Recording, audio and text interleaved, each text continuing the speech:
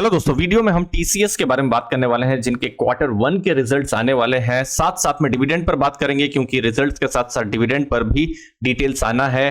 Financial year 24 जो recent में खत्म हुआ है, कैसे रिजल्ट्स आए थे, business updates, valuations, credit rating और म्यूचुअल फंड एक्शन, तो ये सब चीजें टीसीएस के बारे में हम लोग वीडियो में डिस्कस करेंगे। सबसे पहले आप नोट करके रखिए, जुलाई 11 बहुत ही नजदीक है जिस दिन टीसीएस के क्वार्टर वन के रिजल्ट आने वाले हैं, जुलाई 11 को, और उस दिन इंटरिम डिविडेंड भी कंसीडर होने वाला है। टीसीएस बहुत कम कंपनियों में से है जिसका डिविडेंड हम देख रहे हैं रेगुलरली आ रहा है हर क्वार्टर में, मतलब क्वार्टर 1, 2, 3, 4, तो साल में 4 क्वार्टर्स होते हैं किसी भी कंपनी के, तो हर क्वार्टर में उनके द्वारा डिविडेंड आ रहा है। अब जैसे लास्ट ईयर का डेटा देखते हैं। सबसे पहले थोड़ा नीचे बाजू आप देखिए, ये देखिए 9 रुपीज का डिविडेंड आया था। क्या था ये? इंटरिम डिविडेंड था। कब? क्वार्टर 1 पिछले साल 9 रुपीज का इंटरिम डिविडेंड आया था। ठीक है, फिर क्वार्टर 2 मतलब जो सितंबर एंड के जो रिजल्ट्स हैं जब अक्टूबर में आते हैं तो 9 रुपीज का एक और डिविडेंड आया था। फिर क्वार्टर 3 में 9 रुपीज का डिविडेंड, फिर एक स्पेशल डिविडेंड आया, और अभी जो क्वार्टर 4 फाइनल जो डिविडेंड था 28 रुपीज का। तो पूरा साल का अगर आप सब डिविडेंड ऐड कर देते हैं तो टोटल 55 रुपीज का डिविडेंड होता है। अब पिछले साल एक स्पेशल डिविडेंड भी आया था 18 रुपीज का, अगर आप उसको भी ऐड कर देते हैं तो टोटल 73 रुपीज का डिविडेंड टीसीएस की तरफ से हो रहा है। और दूसरी चीज, पिछले साल एक बाईबैक भी हुआ था 4150 के प्राइस में। तो डिविडेंड बाईबैक का एक स्ट्रॉन्ग कॉम्बिनेशन हमको पिछले साल टीसीएस में देखने को मिला है। इस बार कैसा रहेगा, आने वाला जो टाइम है हमको पता चलेगा, बट फिलहाल क्वार्टर 1 का रिजल्ट जुलाई 11 और इंटरिम डिविडेंड पर नजर रहेगी। दोस्तों आगे बिजनेस एनालिसिस पर हम जाएं उससे पहले एक इंपॉर्टेंट सूचना, हमारा लाइव टेलीग्राम ग्रुप है दोस्तों, जिसकी लिंक हमने डिस्क्रिप्शन बॉक्स में दी हुई है। यहां पर म्यूचुअल फंड एनालिसिस हमने शुरू कर दिया है। लेटेस्ट म्यूचुअल फंड के पोर्टफोलियो हम यहां पर शेयर करते हैं। 4500 से ज्यादा की ये कम्युनिटी है जहां पर business learning, analysis, mutual funds, personal finance और बहुत सारे लर्निंग मटेरियल्स हम रेगुलरली शेयर करते रहते हैं। मुझे उम्मीद है आपको भी वैल्यू इस ग्रुप से जरूर मिलेगी। दोस्तों अब टीसीएस पर फोकस करते हैं, कैसा रेवेन्यू रहा था। तो देखिए क्वार्टर 4 की जब आप बात करेंगे तो 61,237 करोड़ का रेवेन्यू रहा था। अब पिछले साल, अब ये डेटा इसी के साथ ही कंपेयर होगा, 59,381 करोड़ का रेवेन्यू था। तो यही देखना है कि इस बार रेवेन्यू इस नंबर से कितना आगे है, वो इंपॉर्टेंट चीज देखने की रहेगी। अब ये जो डेटा आप देख रहे हैं थोड़ा नीचे बाजू जा रहा है, मतलब ये क्या है? Year on year growth. मतलब ये जैसे क्वार्टर 4 है तो क्वार्टर 4 का एंड से, मतलब जो टोटल 12 महीने का किस तरीके से ग्रोथ हुआ है आप देख सकते हैं 2.2% का। तो यही ईयर ऑन ईयर ग्रोथ जो है, जैसे जैसे साल आगे बढ़ा है ये ग्रोथ जो है नीचे आता हुआ नजर में आया। इसका मतलब क्या है कि कंपनी जैसा लास्ट ईयर ग्रो की थी अभी भी ऑलमोस्ट वैसा ही ग्रो कर रही है, मतलब 1-2% के हिसाब से ग्रोथ देखने को मिल रहा है। जो एक बड़ा कोविड के टाइम में ग्रोथ हमको देखने को मिला था 2021 या 2022 में, अब वो ग्रोथ हमको देखने को नहीं मिल रहा है। और वो टीसीएस ही नहीं दोस्तों, जो दूसरी आईटी कंपनीज हैं, मैक्सिमम कंपनीज में ऐसे ही चैलेंज हमको देखने को मिल रहे हैं। टीसीएस में एक पॉजिटिव क्या है कि एटलीस्ट ऑपरेटिंग मार्जिन क्वार्टरली उनका इंक्रीज हो रहा है। ये क्या है? 26%। इसका मतलब क्या है कि फॉर एग्जांपल 100 रुपीज का उनका रेवेन्यू है, फिर उसके बाद खर्चे माइनस कर दीजिए, एम्प्लॉय खर्चा, फिर एडमिनिस्ट्रेशन और बाकी सब खर्चा माइनस, तो इंटरेस्ट टैक्स से पहले कंपनी ने कितना कमाया है और उसका क्या मार्जिन है। तो मार्जिन है 26%। तो 100 में आप मान सकते हैं 26 रुपीज कंपनी ने कमाया है। बाद में जो भी है इंटरेस्ट टैक्स पे करना पड़ेगा, जो कि इंडस्ट्री लीडिंग मार्जिन है। ये एक बहुत ही स्ट्रांग पॉइंट है। और दूसरा स्ट्रांग पॉइंट ये है कि उनके मार्जिन जैसे जैसे साल आगे बढ़ा है मार्जिन इंक्रीज हुए हैं। अब यही देखना है कि मार्जिन का क्या ट्रेजेक्टरी रहता है जब हमको Q1 के रिजल्ट पता चलेंगे। मार्जिन अच्छा आया है तो रेवेन्यू हो सकता है इतना अच्छा नहीं हो, लेकिन हमको जो इंपैक्ट या पॉजिटिव इंपैक्ट जो प्रॉफिट्स है वहां पर देखने को मिल रहा है।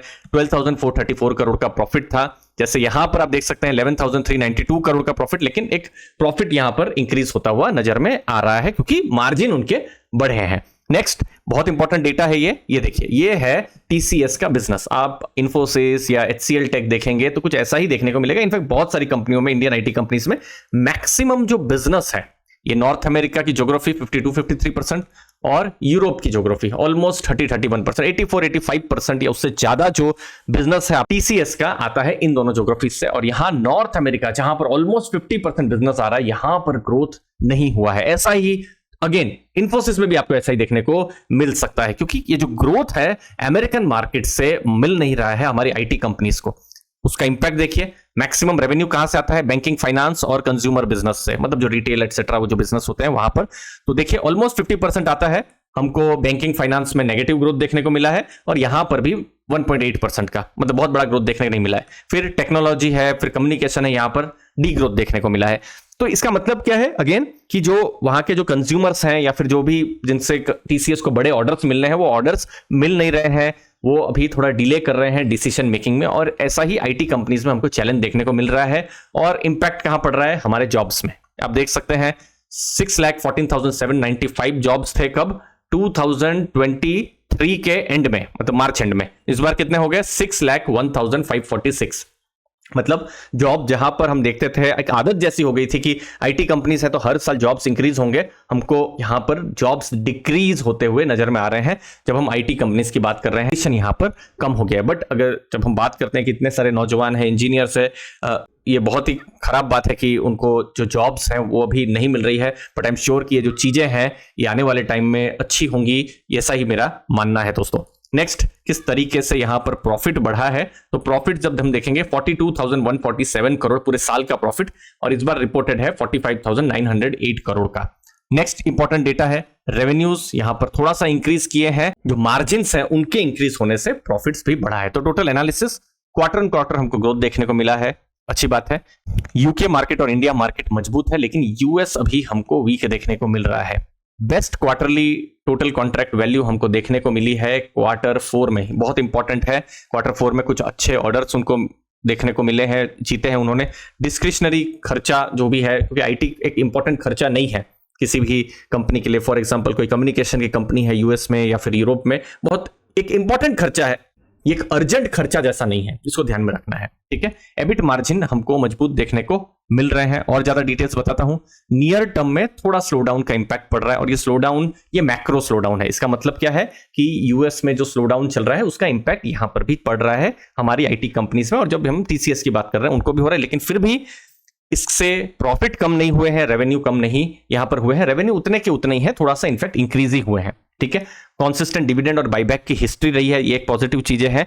अब देखना है क्वार्टर 1 का जब रिजल्ट आएगा तो मैनेजमेंट की क्या कमेंट्री रहने वाली है दोस्तों। अब वैल्यूएशंस पर देख लेते हैं। पी रेशियो है 30.8। पी रेशियो का मतलब क्या कि 1 रुपया की अर्निंग है या 1 रुपया का प्रॉफिट है, तो उसके अगेंस्ट में मार्केट उनको क्या वैल्यूएशंस देने के लिए रेडी हो रहा है। मतलब ये जो मार्केट कैप को आप प्रॉफिट से डिवाइड कर दीजिए तो कुछ 30-31 के आसपास में नंबर्स आएंगे। अगेन जब रिजल्ट्स आएंगे तो ये नंबर चेंज हो जाएगा।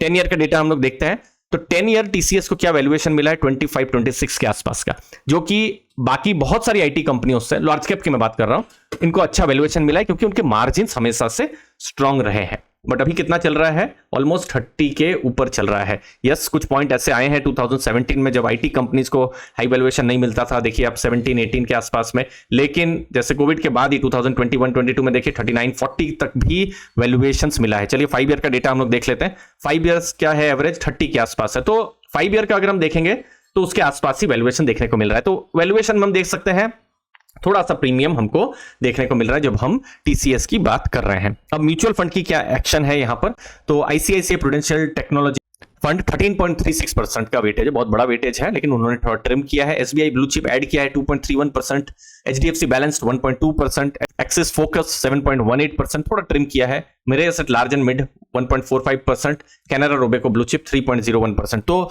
मोस्टली हमको यहां पर न्यूट्रल से थोड़ा पॉजिटिव इंपैक्ट ही देखने को मिल रहा है जब हम म्यूचुअल फंड्स की बात कर रहे हैं। एक बार लास्ट में क्रेडिट रेटिंग पर भी नजर डाल लेते हैं। तो ये इकरा की क्रेडिट रेटिंग रिपोर्ट है, तो रेटिंग उन्होंने AAA की रेटिंग दी हुई है और A1+ शॉर्ट टर्म की रेटिंग दी हुई है, तो इससे बेस्ट रेटिंग हो नहीं सकती है। अब टीसीएस का किस तरीके से डेट है, तो डेट भी बहुत ज्यादा नहीं है, तो रेटिंग का जैसे बहुत इंफ्रा कंपनीज या फिर कोई भी capital intensive companies, metals etcetera में बहुत इंपॉर्टेंस हो जाता है क्योंकि वहां पर डेट बहुत होता है।